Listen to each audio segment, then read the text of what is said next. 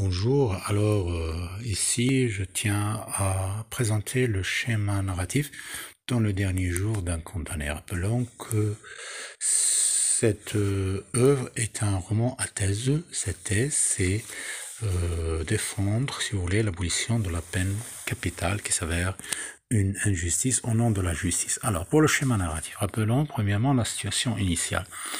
Alors, c'est un personnage, si vous voulez, principal qui menait une vie paisible avec sa fille, sa femme, sa mère, tranquillement, mais l'élément de perturbation, c'est que cet homme-là, qu'on ne connaît pas son nom, a commis un meurtre. Et vraiment, il a commis le meurtre. Alors, les péripéties, c'est qu'il a été emprisonné, c'est normal. D'accord, il faut payer, si vous voulez, son sort. Il a été jugé, puis condamné à mort, à la peine capitale. Donc il doit passer à l'échafaud, mais pendant l'emprisonnement, il est passé à Bicêtre, d'accord, un lieu de psychiatrie et si vous voulez, un lieu d'emprisonnement. D'accord.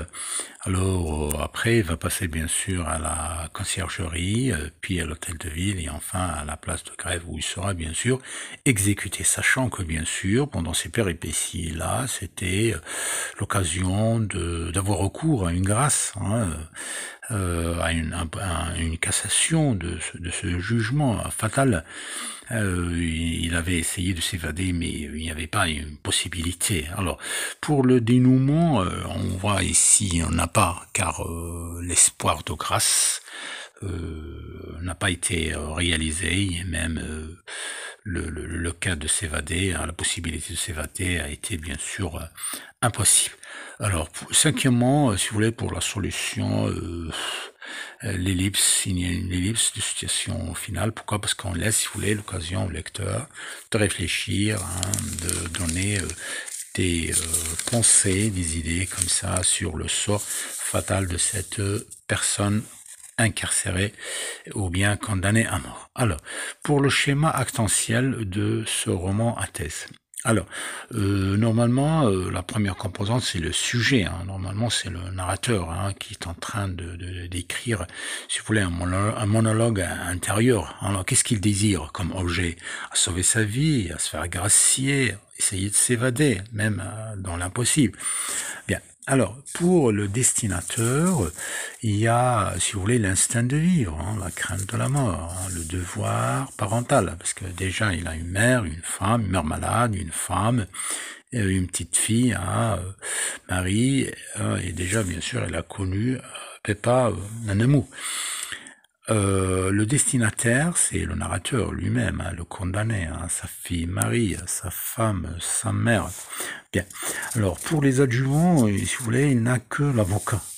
L'avocat qu'il avait défendu, mais en vain, n'arrive ni à tirer une grâce, ni à alléger, si vous voulez, cette condamnation, si vous voulez, catastrophique. Alors, pour les opposants, on a les magistrats, le gendarme, la foule, bien sûr, sauvage, qui est avide au son, une foule sanguinaire, ignorante, qui n'aime que le son, le directeur de la prison, l'aumônier, bien sûr, le prêtre qui était indifférent, puis l'huissier et enfin la société. J'espère bien que j'ai fait, si vous voulez, un passage rapide aussi bien sur le schéma narratif que sur le schéma actantiel.